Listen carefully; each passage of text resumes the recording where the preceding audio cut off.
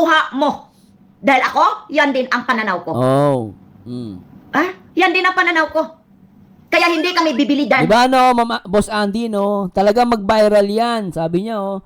Talaga mag-viral yan. Pangit ng asal, parang ikaw tanda. Oy, di lahat, totoo naman si Sir Andy. Hindi naman lahat na nagba-viral maganda ugali. May mga nagba-viral, di ba? Katulad ng mga kamote riders sa kalsada, nagba-viral. Hindi porket nag-viral, maganda na ugali. May mga nagba-viral, pangit na ugali. Yung dalawa saan ba nakatira? Sino ba ang nagpapaaral kay Beyonce? Oh. Akala ko ba walang sponsor si Doc Lat? Lumalabas merong sponsor pala. Oh. Yung sponsor ni Doc Lat, tsaka ni Ridsin, tsaka ni TQ, iisa lang pala. Oh. Shoutout Ma'am Haya, shoutout sa'yo Bolin, shoutout sa'yo. Araceli Makatangay, shoutout. Elsa Cañete, good evening, shoutout ma'am, shoutout din sa'yo. Amalia Ulip, shoutout sa'yo, magandang hapon. Amalia! Taktik lang nila, Erwin yan, para matakpan yung issue kay Andrea. Natumbok mo.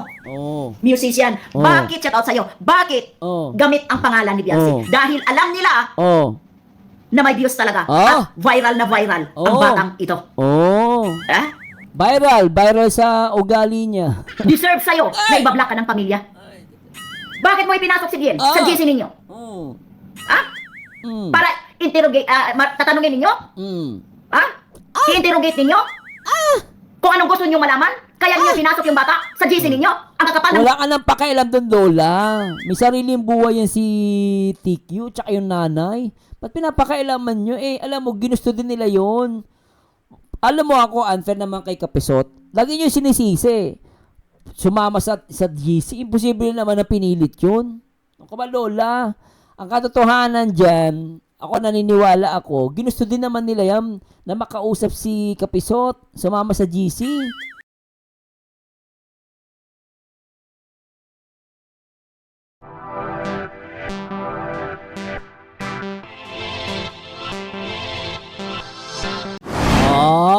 Hindi ka magsisinungaling. Akala ko para-paras kayo mga sinungaling. Akala ko para-paras na kayo mga sinungaling. Kasi yung mga kapwa sinungaling nagkakasundo, di ba? Ang bira to mga to. Ay nako. Oo, yan ang banata. Kapeste, ito banata mo. Oh. Kaya hindi ka depender na totoo. Dahil depender ka, hindi mo taniman ng kasinungalingan ang pamilyang yan. Kung ang pagdidepender mo sa pamilyang yan, bukal at taos puso, hindi ka magsisinungaling. Grabe yan, Hindi ka magsisinungaling. Pero nagsisinungaling ka. At sasabihin mong, binablock ka? Sino nag-block sa'yo? Si Duklab? Na sinabi naman ni Duklab, hindi ka binablock ko. Ibig sabihin, kung yan ang alam mo na binablock ka, 100% viewers. Ayaw nila makita ang komento mo o mabasa. Sa totoo lang, hanga talaga ako kay Doc. Salamat sa mga sponsor. Maka Dr. Love pala talaga to, no? Maka Dr. Love siya. Maraming salamat, Brenda. Joey Solomon, si Doc pa rin ang panalo. Dahil siya ang kinausap na walang vlog. Nag-usap sila. Anong sabi ni Doc Love? Nag-usap kami ni Biran. Na-off-cam. Si Biran nakakausap niya. Pero ang tanong, si Nanay Hansel nakakausap niya. Parang hindi sila okay ni Nanay Hansel eh. Actually, feeling ko si Nanay Hansel at si Doc Love, hindi sila okay eh. Feeling ko lang naman po ito hindi ko sinasabing totoo. Pero feeling ko lang naman, parang hindi sila okay ni Nanay Hansel. Napaka-imposible na hindi mag-usap yan. Iisang sponsor lang. Sino ba ang nagpaaral kay Beyonce? At saan ba nakatira si Doc Love? At si Redsin? Ang dali ninyong paniwalain sa mga kasinungalingan. Pero kung talagang halukayin ninyo, may mga koneksyon. May Ang mag-uugnay dyan, uli, kung mayroon pang hindi pagkakasunduan. Talaga? Hello, JM. Ikaw nga, fake defender ka rin pala ni Kuya Bal nung nasa Kalingap, ka-crispy, di ba? Unyang nga, di ba? Yan ang gusto kay JM YouTube channel, Yan ang comment, di ba? Lumalabas, unyang siya. Defender po siya kay Kuya Bal. Umalis siya kay Kuya Bal. Fake nga to, fake. Tapos kung makapagsalita, kala mo naman, Mas nauna si Kuya Bal kaysa kay, kay TQ. Tapos kailan lang lumabas si TQ? Naging defender ka na. Ang bihira ka. Lola! May mapuugnay dyan. Hmm. Dahil yung dalawa saan ba nakatira? Sino ba ang nagpapaaral kay Beyonce? Oh. Akala ko ba walang sponsor si Doc Lat? Lumalabas merong sponsor pala. Oh. Yung sponsor ni Doc Lat, tsaka ni Ridsin, tsaka ni TQ, iisa lang pala. Oh. Shoutout Ma'am Haya, shoutout sa'yo Valin, shoutout sa'yo. Araceli Makatangay, shoutout. Elsa Cañete, good evening, shoutout ma'am, shoutout din sa'yo. Amalia Ulip, shoutout sa'yo, magandang hapon. Amalia! Musician, taktik lang nila, Erwin yan, para matakpan yung issue kay Andrea. Natumbok mo. Musician, bakit shoutout sa'yo? Bakit gamit ang pangalan ni Beyonce? Dahil alam nila na may views talaga at viral na viral ang batang ito. Viral sa ugali niya. Estratehiya nila yan. Na? Para yung issue doon sa isa na beneficiary, hindi makatutok ang mga reactor. Kami wala kami pakialam doon. Problema nila yon. Ayaw namin makikisaw-saw dyan. Ang amin, tuloy pa rin kami sa pakipaglaban dito sa mga basher ni Beyonce. Talaga ba? Ba't nag-comment ka tungkol dun sa buntis-buntis? Si Lola. Pero sa bagay, may punto naman siya. Tuloy natin, Lola. Wala kami pakialam dyan. Issue na Andrea. Wala palang pakialam eh. Ba't mo sinasabi sa live mo? Niloloko mo ata kami Wala kang pakialam. Ba't mo kina-comment sa live mo? Wala palang pakialam eh. Wala kang pakialam. Wala natin pag-usapan. Tuloy mo yung topic mo. Mambira ka. Bakit? Wala na kami sa Kalingap. Okay. At mayroong mga reactor na nandyan sa Kalingap. Okay naman. Pero bakit hindi nila nireaksyonan yung issue na yon? Nandito sila kay Beyonce, nananahi ng mga kwento. Siyempre, yun ang pinag-uusapan yung kay Carlito ba? Wala yung kay Carlito, wala na yon. Mas masaya dito kay yung about sa buntis sa secret wedding. Mas masaya yon. Talaga, Lola. Tsaka ba't nakikilam ka sa amin? Wala pa kailan kung ano i-react namin, ha? Na hindi naman sastre ang mga trabaho, kundi charity vlogger. Anong ginagawa ngayon? Nagtatahi ng mga kwentong kasinungalingan. Nakuha mo talaga, musician. Hindi kami nagtatay ng kasinungalingan. Si Erwin kasi nagkalat ng Lola. Ito si Erwin kasi, sabi niya, nakita daw si Edo, tsaka si TQ, nabanggit nga na buntis, may secret wedding. Malay ba namin, kami naman nag-react kami, Lola, pero hindi kami naniwala doon, Lola. Sabi nga, chismis Nakuha mo. Dahil ako, yan din ang pananaw ko. Yan din ang pananaw ko. Kaya hindi kami bibili dahil... Diba Boss Andy, talaga mag-viral yan. Sabi niya, talaga mag-viral yan. Pangit ng asal, parang ikaw tanda. Di lahat, totoo naman si Sir Andy. Hindi naman lahat na nagba-viral maganda ugali. May mga nagba-viral, diba? Katulad ng mga kamote riders sa kalsada, nagba-viral. Hindi porket nag-viral, maganda na ugali. May mga nagba-viral, pangit ang ugali. Ganun yun. Try mo si Erwin, sabi ni Boss Nelson. Diyan. Nelson Bea. Hello, Nelson Bea. Hindi kami bibili dyan. Tungkol doon kay Andrea. Kanila na yan. Problema nila yan. Dito kami. Sa nambabash kay Beyonce. May viewers man kami, may maniwala man sa amin, tuloy pa rin kami. Kasi yan ang naimpisahan namin.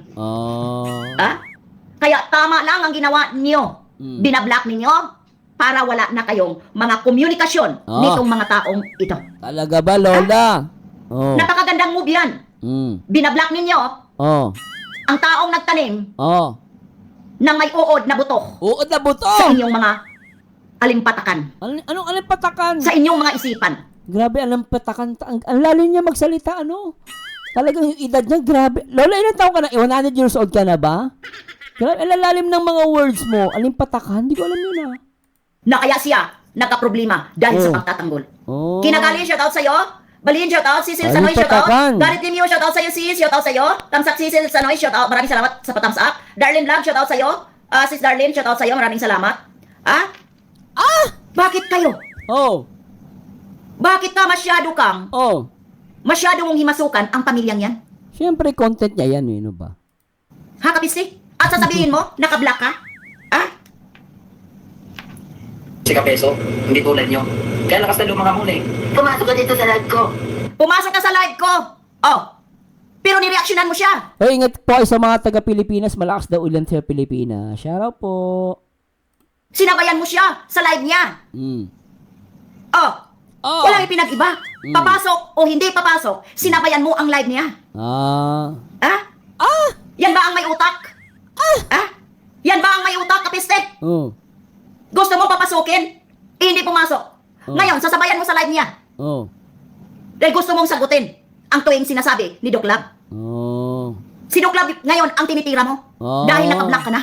Ikaw, ba't, Lola, napansin ko, ba't gano'n ka-defensive kay Doc Lat? Crush mo ba si Doc Lat?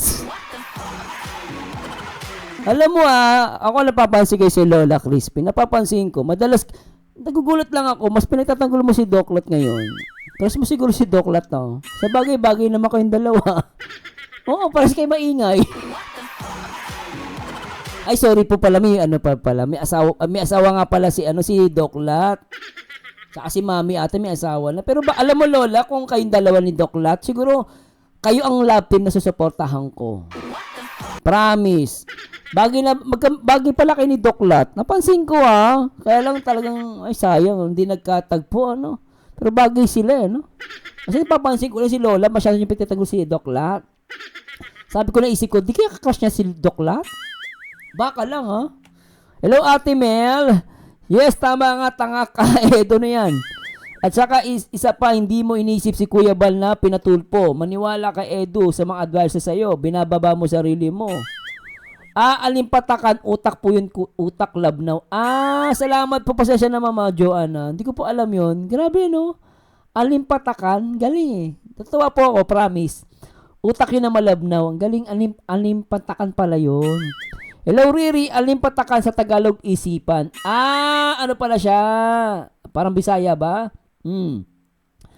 Tita Alivio. Sir Merzano, alimpatakan means ubun-ubunan. Ganun. Bagay sila, pareho silang maingay. Diba, Alam mo feeling ko baka may crush siguro to kay Doc Lat, Masyadong pagtatanggol kay Doc Lat. Ang grabe yung pagtatanggol niya. Joan Villaflor, Lola, huwag kang masyadong magagalit. Anong makukuha mo sa pagtatanggol mo dyan? Isipin mo, Lola, ang health mo, totoo yan. Health mo po. Pag nagagalit ka dyan, tataas ang boses mo, maaaring tumaas ang blood pressure mo po. Ganun ba yon? Mataas pa naman ang boses ko. Hello, Ma'am Gina Basa. Shoutout sa mga taga Singapore. Shoutout po. At Gracia de la Cruz. Kagalang-galang itsura ng mga taong ito. Pero puro katatawanan ginagawad sa mga viewers niyo. Sabi ni Gracia. Deserve sa'yo na ibablock ka ng pamilya. Bakit mo ipinasok si Bien sa GC ninyo? Para interrogate, tatanungin ninyo? I-interrogate ninyo? Kung anong gusto niyo malaman? Kaya niyo pinasok yung bata sa GC ninyo? Ang kakapal ng... Wala ka nang pakialam doon, Lola. May sariling buhay yan si TQ tsaka yung nanay. Ba't pinapakailaman nyo? Alam mo, ginusto din nila yon. Alam mo ako, unfair naman kay Kapisot. Lagi nyo sinisisi.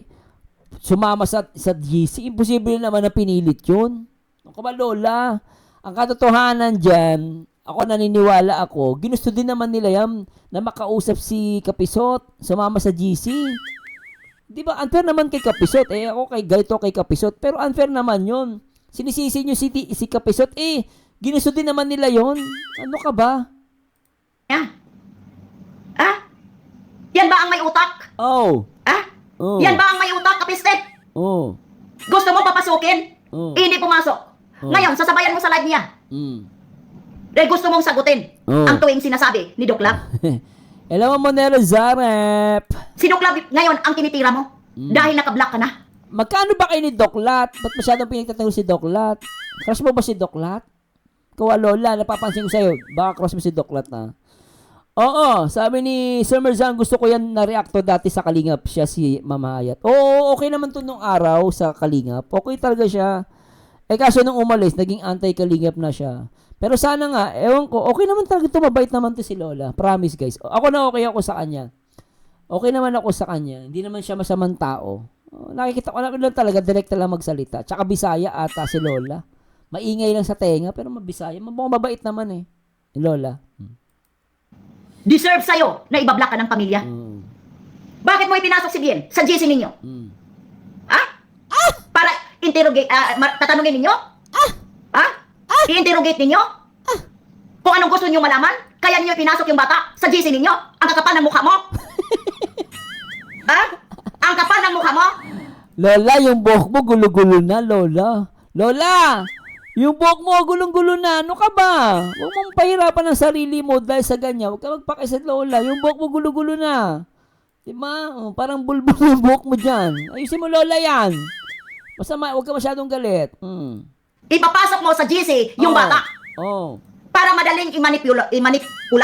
Okay. I-interrogate ninyo? Oh. Pag makasagot ang bata, iko-content ninyo? Oh. Depender ba talaga kayo? Ah. O pangdagdag lang talaga kayo ng basher? Ha? Saan kayo doon? Depender ba kayo talaga? Uy, salamat mo na Rizare pa. Sige, pahinga ka na. Salamat sa support mo sa grabe ka. Di naman bata si TQ, Diyos mio, ganyan na edad, nagwo-work na ako, Lola. Totoo yan. Ganyan edad, 19. Alam ko na ginagawa ako. Naku po. Nakikipag-ano na ako yun, 19 years old. Naku, maniwala ka. Ang dami ko na ginawa sa buhay ko, 19 years old. Salamat, Nagdipinir-dipiniran Rizare. para madagdagan ang basher ni Beyonce. Ewan sa inyo. Bakit ninyo isasama? Oh. Bakit mo isasama sa GC? Mabuti na lang. Nakasin lang ang dalaga. Hindi ka sigurado. Baka mamaya nagbibideo call yan. Ginusto din naman nila yan. Kapal ng mukha mo? Gusto mo talaga yung bata? Oh. Jujuin sa iyo? Oh. Para maging katulad sa'yo? Ayun nga Monero Zare, pero Lola, hindi na bata si B. Puro kayong bata, marami ng buhok yan. Diba? Masyadong binibaby, tama si MM Bea. Oo. Yan, pinata mo yung pangalan mo ha. Hello Ma'am Riri, shoutouts. Para tirahin din ang kalingap? Ewan! Tanggalin na lang ang respeto? Ewan sa inyo. Oh. Katulad mo na walang respeto? Kung saan ka nanggaling at saan ka umalis? Ewan sa iyo.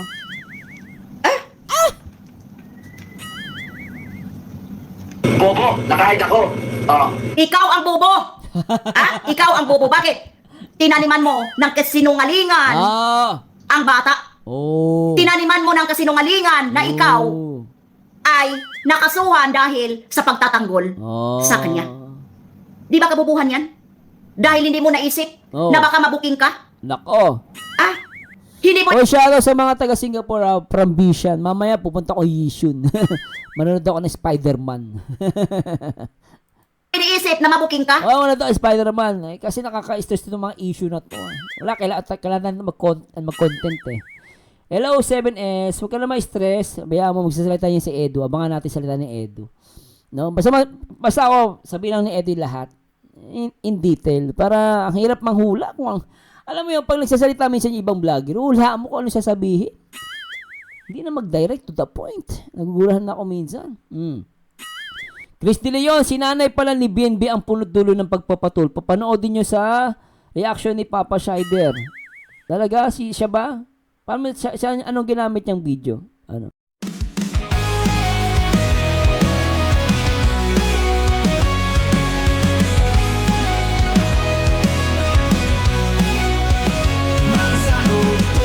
Salita, pagreaksyon ng usapan siya'y nauna. Sa vlog niya'y damang-dama, ang puso't malasakit di nawawala. Marzano